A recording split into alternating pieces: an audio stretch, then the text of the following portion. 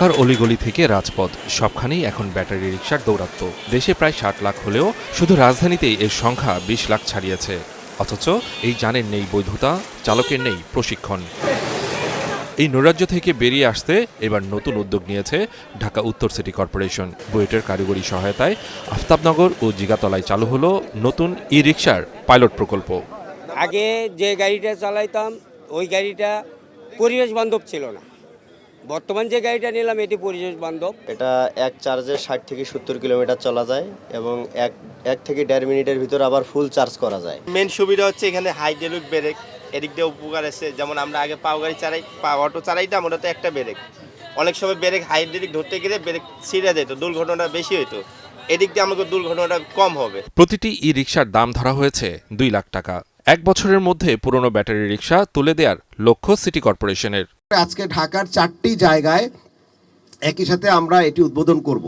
তো সুতরাং আফতাবনগরে পুরাতন যে রিক্সাগুলো আছে সেগুলো আলটিমেটলি চলবে। এখানের মধ্যে পুরাতন রিক্সাগুলো সর্বোচ্চ যে ২০০ থেকে ৪০০টি আমাদের আফতাবনগরের যে কমিটি সমিতি আছেন তাদের মাধ্যমে সিটি কর্পোরেশনকে তারা অ্যাপ্লাই করলে সিটি কর্পোরেশন ১ বছরের জন্য পুরাতন রিক্সাগুলোকে সাময়িক অনুমতি দেওয়া হবে চালানোর জন্য, এবং সেটাকেও ট্রাফিক বিভাগ সম্পূর্ণভাবে স্ট্রিক্টলি মেনটেন করবেন। নতুন রিকশাগুলো আকারে ছোট ও পরিবেশ বান্ধব লিথিয়াম ব্যাটারি চালিত। যাত্রী নেওয়া যাবে ২ জন। এর মধ্যে প্রশিক্ষণ পেয়েছেন ১৬,০০০ চালক। ট্রেডিশনাল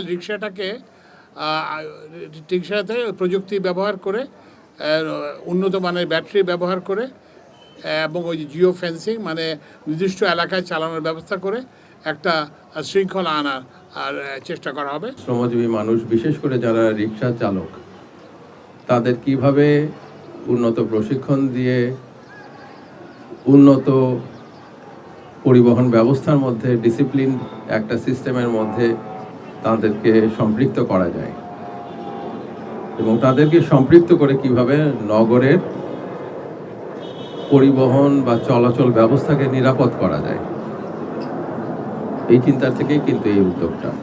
আফতাবনগর ও জিগাতলার এই পাইলট প্রকল্প সফল হলে রাজধানীর অন্যান্য এলাকায়ও এই প্রকল্প চালু করা হবে। Suman Mahmud, star news, Dhaka.